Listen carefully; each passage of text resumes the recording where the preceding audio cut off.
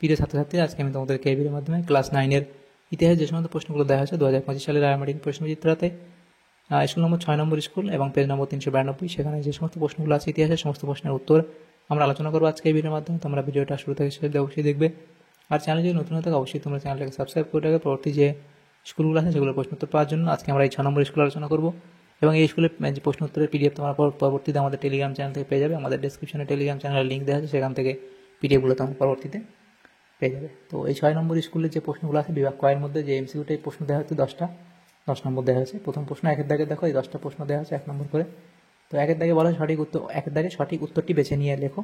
একের দাগের একে বলা হচ্ছে আমি রাষ্ট্র কথাটি বলেছেন কে, সেটা হবে কি চতুর্দশ লুই। এরপরে আছে উৎপাদন কর হলো, এটা হবে ক্যাপিটেশন, অপশান বি। তারপরে বাস্তিল দুর্গের পতন হয় 1789 সালের, এটা হবে কি অপশান বি, অর্থাৎ 14 জুলাই।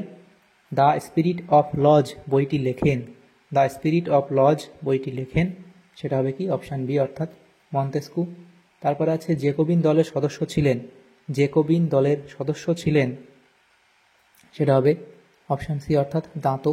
তারপর আছে কনসুলেটের শাসন ব্যবস্থায় কনসাল ছিলেন 3 জন, অপশান বি। এরপরে প্রশ্ন অর্ডার্স ইন কাউন্সিল জারি করে ফ্রান্স, অপশান এ। তারপরে প্রশ্ন নীলনদের যুদ্ধে ইংরেজ সেনাপতি ছিলেন, এটা হবে অপশান এ, অর্থাৎ নেপোলিয়ন।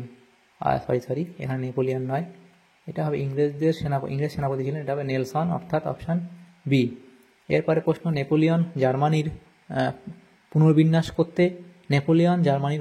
করতে জার্মান রাষ্ট্রের সংখ্যা দাঁড়ায়, এটা হবে অপশান বি, অর্থাৎ 39। এরপরে আছে স্পেনের ক্ষতই আমাকে ধ্বংস করেছে বলেছেন কে, সেটা হবে নেপোলিয়ন, অপশান বি। তাহলে এমসিকিউতে এই প্রশ্নগুলো হলো 10টা। এরপর বিভাগ ক্ষয়ের মধ্যে যে প্রশ্নগুলো আছে দেখো, 2000 প্রশ্ন নিম্নলিখিত প্রশ্নগুলি উত্তর দাও।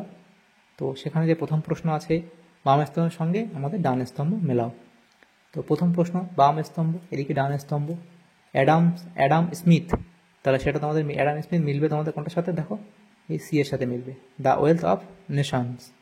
এরপরে টাইথ, এটা হবে ধর্মকর, আর বুর্জোয়া, এটা হলো সুবিধাহীন শ্রেণী।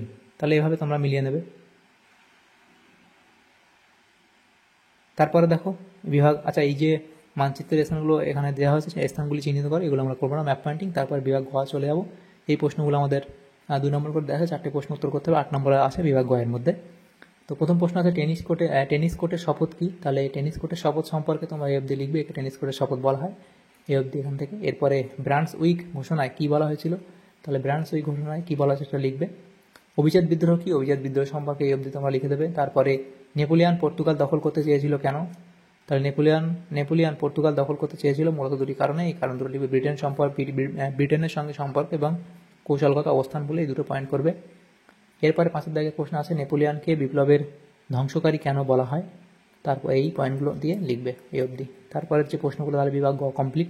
এরপরে বিভাগ ঘয়ের যে প্রশ্নগুলো আছে এবং বিভাগ ওয়ার যে প্রশ্ন আছে সেগুলো আলোচনা করবো। এগুলোর পিডিএফ তোমরা আমাদের টেলিগ্রাম চ্যানেল থেকে পেয়ে যাবে, ডেসক্রিপশনে লিঙ্ক দেওয়া হচ্ছে। তো প্রথম যে প্রশ্ন আছে 4 দাগের প্রথম প্রশ্ন বলা হচ্ছে ফ্রান্সে কি আদৌ সন্ত্রাসের রাজত্ব চালু করার প্রয়োজন ছিল, ব্যাখ্যা করো। তাহলে এখানে পক্ষে বিপক্ষে যুক্তি তোমরা এখানে দেবে, যে বিপ্লব রক্ষার প্রয়োজন, প্রজাতন্ত্র প্রতিষ্ঠার প্রয়োজন এবং অরাজকতা, আর বিপক্ষে যুক্তি সেখানে অতিরিক্ত নিষ্ঠুরতা, গণতন্ত্রের পরিপন্থী এবং অস্থিরতা সৃষ্টি, এবং উপসংহার লিখবে এত অবধি। এরপরের প্রশ্ন ছিল 2 দাগের প্রশ্ন মহাদেশীয় অবরোধ ব্যবস্থা কি এবং এই ব্যবস্থা নেপোলিয়নের পতনের জন্য কিভাবে দায়ী ছিল, তাহলে মহাদেশীয় অবরোধ ব্যবস্থা বলে পয়েন্ট করে লিখবে। নেপোলিয়নের পতনের দায়িত্ব, ফ্রান্সের অর্থনৈতিক সংকট, উপকূল দখল, রোম ও হল্যান্ডে অসন্তোষ। তারপরে প্রশ্ন 3 দাগের প্রশ্ন মানুষ ও নাগরিকের অধিকারের ঘোষণায় কি বলা হয়েছিল, সেটা এই শুরু করবে এখান থেকে। তারপর লিখবে মানুষ ও নাগরিক অধিকার ঘোষণা, এই ঘোষণাপত্রে বলা হয়, এই যে 5টা পয়েন্ট এখানে তোমরা লিখবে। তারপর তার সীমাবদ্ধতা গুরুত্ব লিখবে, লিখে এই অবধি শেষ করবে এই উত্তরটা। তারপর এখানে বিভাগ উহা, সেখানে 5 দাগের প্রশ্ন ছিল নিচের প্রশ্নের 15-16টি বাক্যে উত্তর দাও যে কোনো একটি। প্রথম প্রশ্ন ফরাসি বিপ্লবের পশ্চাতে আর্থসামাজিক কারণ বিশ্লেষণ করো, ফরাসি বিপ্লবের পশ্চাতে আর্থসামাজিক কারণ বিশ্লেষণ, সেখানে লিখবে, এই পয়েন্টগুলো এখানে করবে।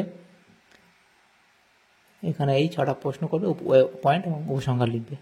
তারপরে 2 দাগের প্রশ্নে বলা আছে দেখো যে নেপোলিয়ন কেন রাশিয়া আক্রমণ করে, তাহলে নেপোলিয়নের রাশিয়া আক্রমণের কারণ যে নেপোলিয়ন সম্পর্কে জারের মোহভঙ্গ, গ্র্যান্ড ডাচি অফ ওয়ারস, তারপর মহাদেশীয় ব্যবস্থা এবং ওল্ডেনবার্গ দখল ইত্যাদি পয়েন্টগুলো করবে যে নেপোলিয়ন রাশিয়া আক্রমণের কারণ, এবং এই অভিযান ব্যর্থ কেন হয়েছিল তার ব্যর্থ হওয়ার কারণের মধ্যে এগুলো তোমরা লিখবে।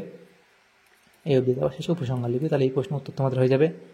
তাহলে দেখো আমাদের এখানে এই সমস্ত প্রশ্নগুলো ছিল আমাদের ক্লাস 9-এর যে প্রশ্নগুলো ছিল ইতিহাসের, এটা 6 নম্বর স্কুলের সমস্ত প্রশ্নের উত্তর আমরা আলোচনা করলাম আজকে এই ভিডিওর মাধ্যমে। তোমাদের যদি সামান্যতম উপকার এসে থাকে ভিডিওটা অবশ্যই লাইক করবে এবং বেশি বেশি করে বন্ধুদের সাথে শেয়ার করবে। আর পরবর্তী যে স্কুলগুলো আছে সেগুলো প্রশ্ন উত্তর পাওয়ার জন্য অবশ্যই তোমরা আমাদের চ্যানেলটাকে সাবস্ক্রাইব করে রাখবে। Thank you, thanks for watching.